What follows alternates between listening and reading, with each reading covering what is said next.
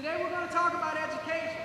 And I think one thing that we can agree on, no matter what side of the issue you may be on, when you're talking about public schools, when you're talking about tax credits, when you're talking about vouchers, when you're talking about charter schools, we can all agree that we have serious problems that we need to address.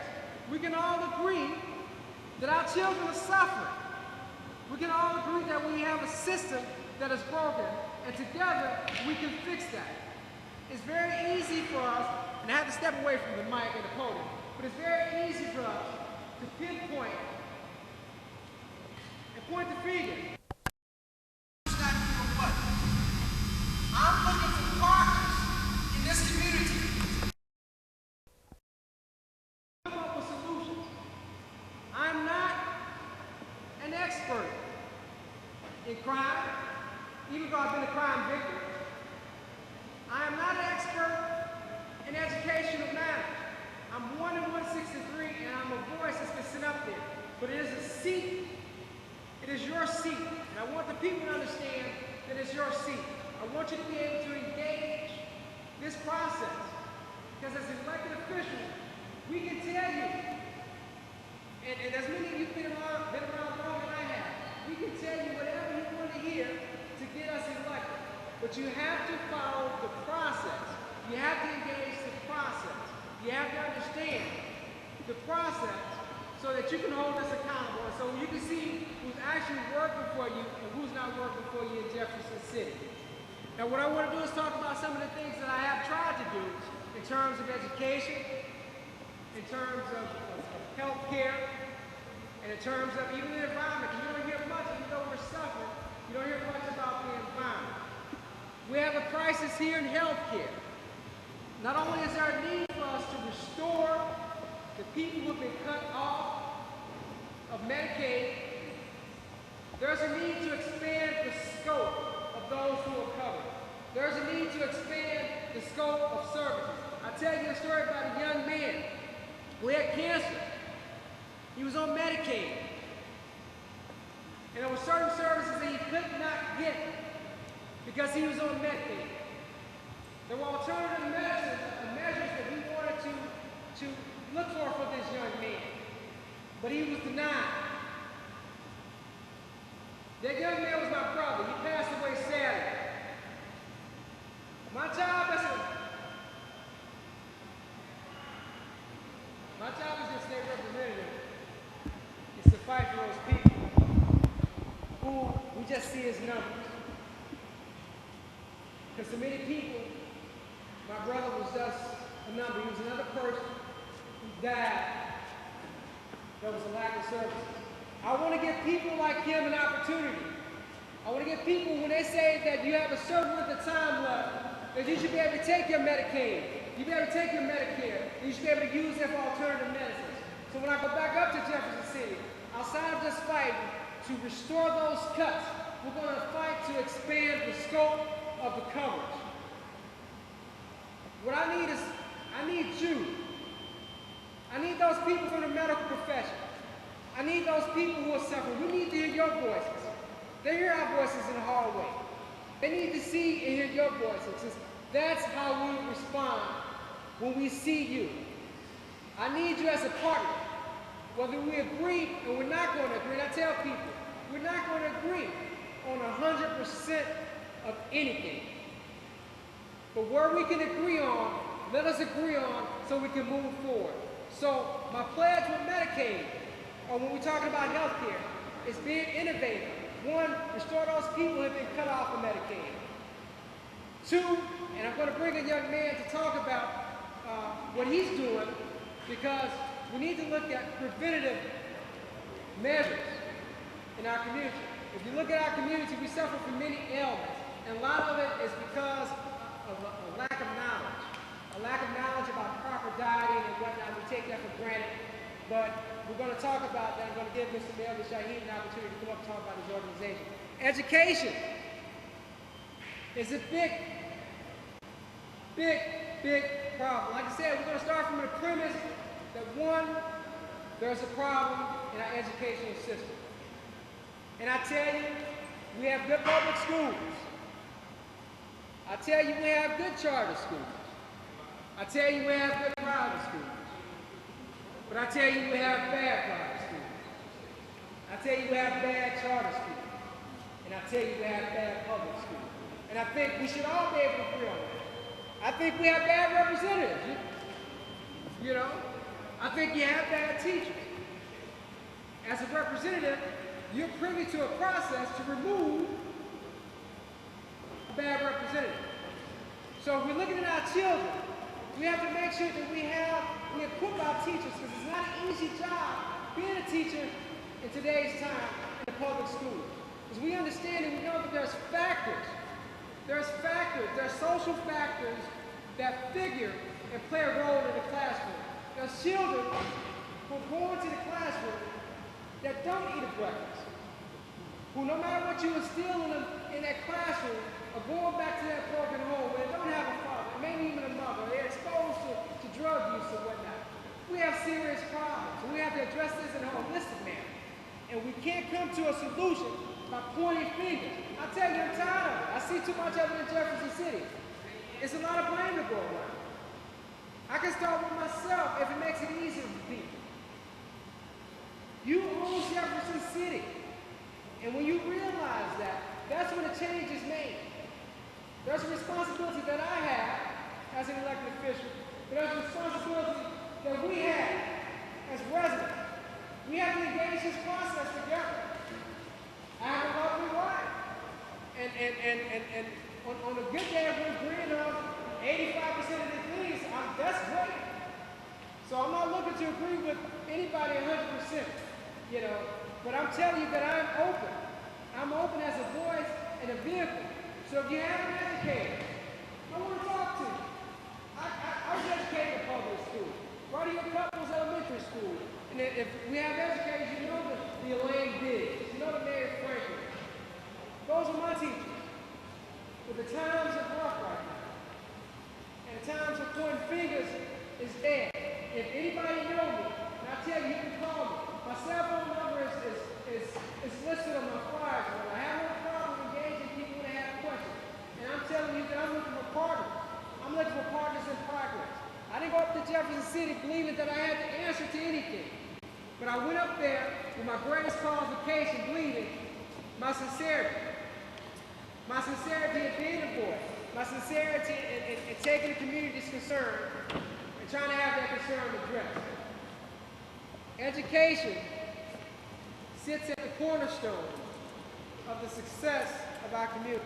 And if we don't get a grip on our children, if we don't find a way to work together to try to fix this system, all else fails. The education system is the hope of our community. I represent approximately 30-something thousand people in this district. 30,000 people, 30,000 different ways of thinking that I have to find a way to address. To find that middle ground where we can agree on and where we can build from that. Like I say, what's going on in our community is so frustrating. So to some degree, I understand the inclination to want to fight with somebody you disagree on or disagree with. But I believe, and this is my optimism, I believe that that's a solution. I believe that there's a solution.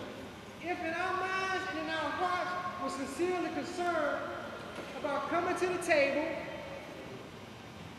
and finding a solution, it's there. It's there. Just like the excellence in our children is there. I believe every child, when I look at a child, I believe there's an innate excellence in every child that has to be tapped out. If we have any educators, we have any teachers here. We have any teachers here? Your teacher? My heart goes out to you. I know you got a job. But I know that in every child, there's an excellence. And it's a challenge to bring out that excellence. It's a challenge. Because what you have to deal with, there's social things that you have to deal with at the same time to try to educate that child. I want to be able to help give you the resources to do that. I want to be able to support the public education system. I want to be able to support those who believe in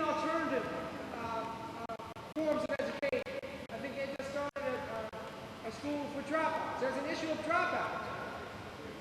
Who's going out to reach to those people and pull them back in? Thank you, Representative Nasheed. Who's going out to reach those people? So we have many problems, but I think we can create many different diverse solutions to address those problems. There's a solution, my job, and I need you to partner with me to help find that solution. We have people on the right, we have people on the left. There is a solution if we're sincerely concerned about understanding that maybe there's something else outside what I may think may work. That's what we need. But I'm going to save part of education because we have many questions. I'm going to let Mr. Sullivan answer those questions about the state and his vision about the schools and give you an opportunity to see just what his vision is about those schools. But with that, I want you to know that my office is open. This is the first of four different town hall meetings. But we don't have to wait till the town hall meeting. You can call me. You hear something, call me. Email me. I will return your call. I will return your call. Crime is a big problem. And everything is kind of intertwined. Education, healthcare, and crime. All these things are intertwined. We're talking about crime now. We need partners. We need partners because, and I see the police around, and I'll be honest with you, we don't have to wait for the police to do our job. They have a job to do. But we have to take responsibility and take control of our own communities. We have to do that. I think a couple months ago, we had a group of young men that went out on the first board. Agencies came with. They engaged some of these other youth who may be transitioning. They were in the middle. That's what we need. We need the people standing up and say, pull your hands up, young man. That's what we need. I know there was a time that happened. Right now, it's running rampant because everybody's concerned about protecting their own. I understand it. But we have to step outside of ourselves. We have to take responsibility for our communities. And I can tell you, in front of the police, it just ain't their job. I'm not just dependent on them. We have to take our responsibility. We hold them accountable for the job that they're tasked with doing, but we have to identify what is our job and what is our role in our community. What is our role in the destiny, in our own destiny? We have a destiny for our community. We have to be able to identify that and work for it and hold ourselves accountable. So we're going to talk later. We're going to have the chief of police come up and talk about some of the things that are going on, some of the things that they're doing in relation to that. But we need partners. I need you to be a partner with me, to partner with the police, to help abate this crime. We need partners. There's enough blame to go around. We can blame the police can blame us, we can blame them. There's enough blame to go around. If it makes it easier, I'll start myself and blame myself. I need to do more. We need to be partners together in helping to fight crime. We need to take responsibility for the destiny of our community. And that can happen because I've seen it happen. I've seen young men who stepped out there who didn't wait for the police, who had the courage to step out there and tell the brother, you're going to get off the block. I had to tell my wife, on my block, there was a group of guys, and she went up to me like, turn this music down. Y'all got to go. You got to go. So we have to have that type of courage because there are people who preceded us who had the courage, who have died without realizing the few fruits that we're enjoying right now. So we have to put ourselves in the mindset that we have to sacrifice. We have to take control of our community. We have to take responsibility for our educational system. We have to see what we're doing wrong, and we have to make it right with education. We have to see what we're not doing with crime. We have to have the courage, and we have to back up the police. We back them up and support them. When we can. And when they do wrong, you hold them accountable. You do what you do. We know that's police brutality. We know that's racial profiling. Stay on top of it. Stay on top of it. Because when they ain't right, we're going to talk to them. But then when they're right, and when they need some help, let's help them. Because This is our community. It's our community. So what I'm saying to you is we need partners. We're in this together. This is not my district. I have a house. I have one house with probably 0.05 acres of land. In fact, you know, this is not my district. I'm a representative. I'm a voice for you. This is your district. I work for you. Put me to work. Hold me accountable. But I'm winning 163. You give me your back and you give me your concerns. I promise to take your concerns on my floor. One thing we haven't touched on that has really been in the news is the environment. We're so busy because our kids are down on the street. We're so busy because we got an educational system that's in crisis. And at the same time, the ozone layer is being depleted. And we don't really have the luxury to even just to talk about global warming, but it's an issue. And that's why this past session I introduced the Missouri Global Warming Act to set emission standards and have Missouri be at the forefront of addressing this problem. This is something that I introduced I think in February, and I think President George Bush began to call on the state to take actions in April and March. So we have to be ahead of the curve. We have to stay ahead of the curve. Like I said, I understand that we have so many issues that plague our community that it's just, where do we start first? Do we start with the crime? Do we start with the education? Do we start with the health care? It's a challenge because we have to address it all together. So we need the healthcare professionals coming together with the community and with the elected leadership to try to find solutions. We need the teachers and the teachers' unions and the school board, elected and transition, to come together. Because what they say, when elephants fight, who lose? The people lose. And that's what's happening. People fight and who's losing? You're not losing. We live our life. When I see people with gray hair, we live our life. Let's give our children an opportunity. Let's stop fighting. Let's find a solution. It's there. We have to have the courage and the willingness to identify that solution. I introduced House Bill 1272. It's an educational bill. Actually, there was a couple of substitutes. It meant that I went back and I changed it a couple of times. Why? Because I understand in Jefferson City, you're not going to get 100% of nothing, as in life. And I work with some of the teachers' organizations to try to come up with a solution to give teachers support, to give students support. Was it a perfect bill? No. It was a compromise, and it was a good start. And even with that, I solicited support. I solicited input. Why? Because I am not the education expert, but I do have children. And I do have children. And whether it's my children, and my concern is just not with my children being educated. Because if there's a child in that community that's not being educated, at some point, he's going to be a part of a criminal element. He's going to break into my house. And we've been victimized. I've had my car stolen, had my house broken into, and there was a young man, and I don't know if they remember, but there was a young man who broke into our house.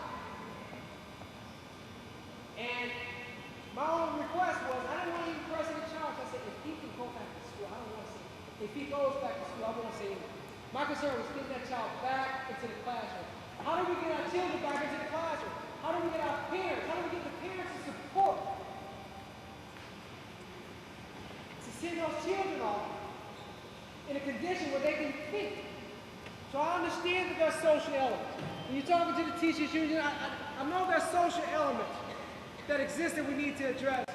To send those children to school, to give them even an opportunity to open up their minds to learn. But I'm not the expert, and I need support. So it's not whether Representative El-Amin failed. I believe I still have my wife, my children. But we failed. We failed. And failure cannot be an option. We have to give our children a chance. We have to give them a chance. We have to be partners.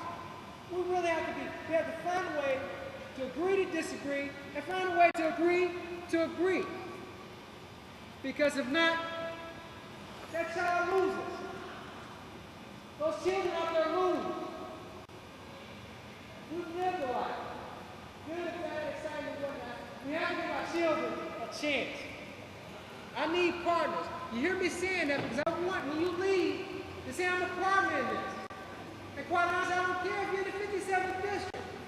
I get calls from people and I don't necessarily ask where they live. If I'm in a position to make a phone call, I want to be able to do it. Because my love is with the community. My love is with our people. And I have hope. I have hope. And that's why the focus for me isn't pointing fingers. The focus is on finding solutions. I had someone tell me, and I was referred to as a, we get into the Democrat and Republican thing and whatnot. I tell you, we do each other a disservice when we don't focus on the issues. We have issues.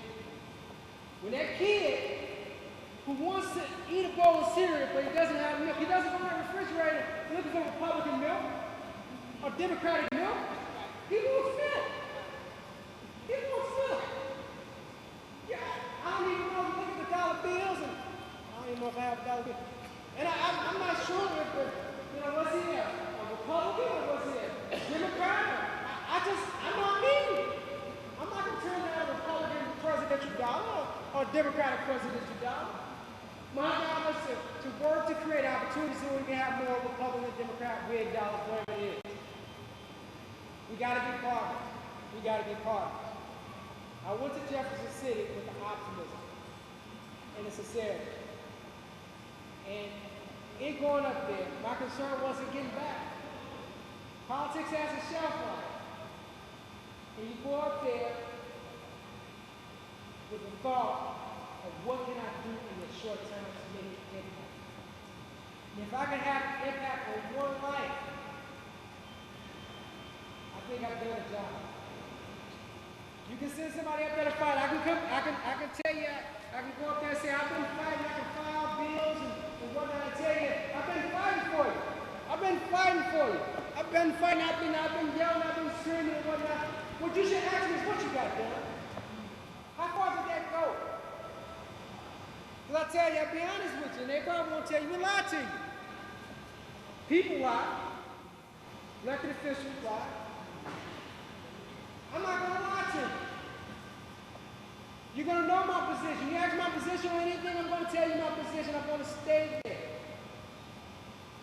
And I'm going to be open enough, and if you can come to me, and you can present something else to me, I will change. You call what you want to, flip-flop and whatnot. It's having the wisdom to understand. Change. We need to be partners in this. There's so much, I don't know where to begin. There's so much depth. There's so many people in my neighborhood. I'm in the first ward. And I think that was in October, probably last year, maybe the year before, where they had 8 or 9 shootings. Maybe in a week span. Up the street, a person got killed, the street over, a person got killed, you got people on this side fighting this person on this side of the ground. I'm not concerned about labor. People are dying. It's serious. People are dying. Kids are not being educated. And those kids that ain't being educated, it's going to be those kids that are committing that crime. We have to find a way to support those kids. We have to find a way to support these parents. We have to create opportunities. I am not the professional. I'm a voice. I believe the people who elected me because I was going to be a voice. I never told anybody I was a professional. So when I'm looking for economic development, I'm going to look for somebody like I see Eddie Hassan over here, who's been out in the forefront and fighting for opportunity for minorities and inclusion. I need partners. I need partners.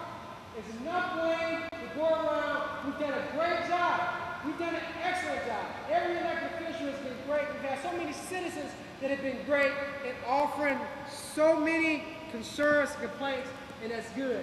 Now what we need some solutions. And I tell you, I offer you this. I will promise you this. You have a concern.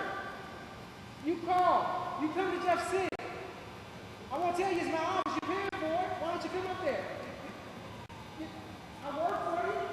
It's your office. And that's the attitude that you should take with elected officials, be it statewide be it citywide, be it with the police, because you pay their salary. And if we can change our philosophy and feel like we're helpless, no, we work for you. This is my idea.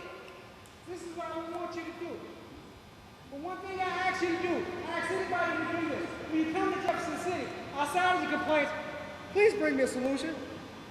Or just something that's close to a solution. Please. Because it'll make my job easier in taking that solution and saying, you know what, this makes sense. This makes sense. We can no longer play politics. We can no longer play politics with our community.